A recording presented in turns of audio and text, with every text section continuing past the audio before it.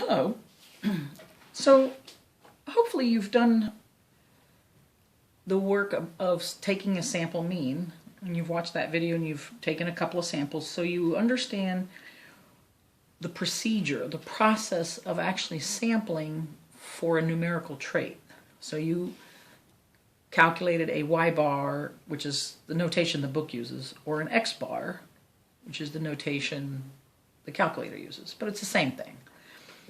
So now we're going to look at, okay, what happens, how does this connect to a sampling distribution for a mean, right, for a population mean?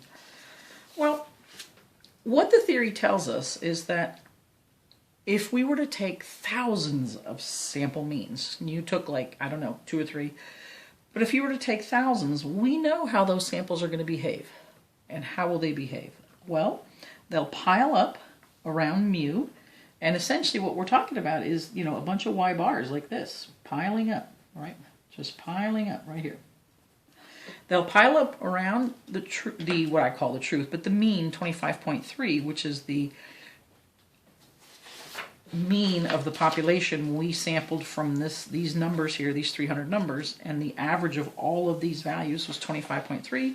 The standard deviation of all of these 300 values, which we're calling our population, is sigma 7.6. So when you're taking samples, though, how do those samples vary? Well, they vary according to sigma divided by square root of n, so it depends on how large your sample size is, and we chose a sample size of 30.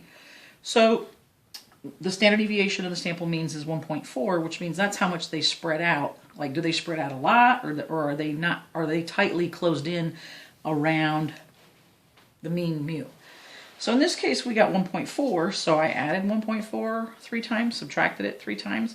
So what that means is, how do my samples behave, given I'm taking a sample size of 30, right? It's saying that 68% of all samples will result in an average age of between 23.9 and 26.4 for the 30 randomly selected students, right? 1 standard deviation out. And of course, you can go 95 and 97% using the empirical rule, 2 standard deviations and 3 standard deviations out from the mean. Another way of looking at this interpretation, though, is to say 68% of the time when I take a sample, I'll get that the average age of the 30 randomly selected students is between the same 23.9 and 26.4. So that's just a different way of writing it. Now, so we're pretty confident that this is what's going to happen. And we were confident about it before you even started taking your samples. We knew what kind of samples you were going to get. So what I wanted to do is just show you that indeed that did happen. And by the way, all of this theory works. When I say all of this theory, what I mean is that my samples will pile up around the mean mu in a normal distribution and spread out by this standard deviation of the sample means. That's how they'll behave, as long as conditions are met, and we did meet conditions. Independence, one student's age won't affect another's. We used rand_int to randomize. N is large enough because we hit central limit theorem. Our sample size is 30. And the 10% rule, we're just cutting it. Our population was 300, and our sample size is 30, which is just 10%. So that's still good. So this is, again, just a review of how we took our samples, right, from this table. And I'll just go over one example. So if I got the random integer of 124, right, we did 12 and 4 right here, got the age 21, and so on and so forth. We did that for whatever student we got. We looked at their age, then we added up these 30 students' age, and got 24.3. That's one sample mean, just one. But now let's look at for the whole class, right? When everybody turned their sample means in, I got a bunch, a little over 100 samples. So do these samples actually behave like the theory is telling us that it will? That's what we're going to look at. So what will happen then is, let me go ahead and increase the screen for you. Or zoom in a little bit. Okay. Oop. All right.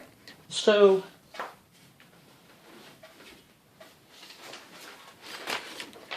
here's how it would look.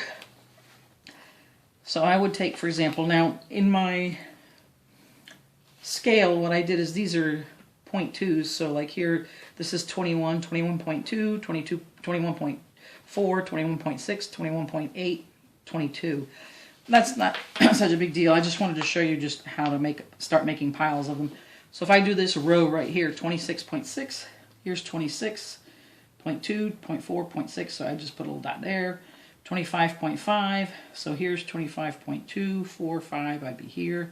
24.8, right here, and etc., right? Where the mean is 25.3. So if you did what I just did here for all of these sample means that you made, this is the distribution you get. Now, you realize that you're barely starting to come up with piles. I mean, yeah, you can see a little bit of it. You can see this slight distribution coming up, this normal distribution, but it takes thousands of samples for you to really see it. So really, we kind of have like a drop in the bucket, or actually a drop in the ocean. We have almost nothing here.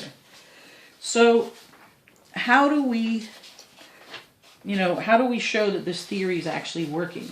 Well, what I did is I put all of these values here, right, in the calculator. And now what I'm going to do is I put them in one list. So I'm going to go to Stat, Edit, so I can show you. Here it is, 28.6, 26.8.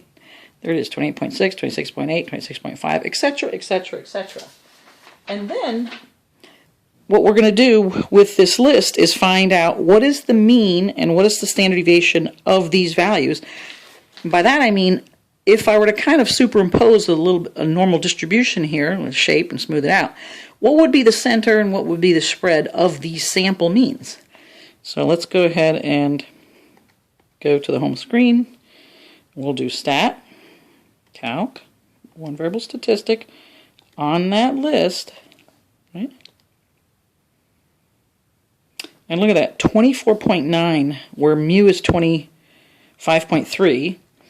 And then here's your standard deviation of the sample means, because that's what we put in. All my values were sample means. 1.6. So that's kind of amazing, right?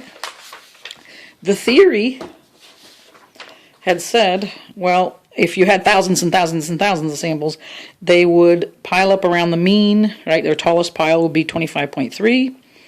And then they would spread out, standard deviation would be 1.4. So what did we get for our teeny little distribution? We got very close, 24.9 instead of 25.3, 1.6 instead of 1.4, which is amazing because we have almost nothing. We don't even really have kind of a recognition of a distribution. It's hard to even see. But that's how powerful this theory is. All right? So thanks so much for listening.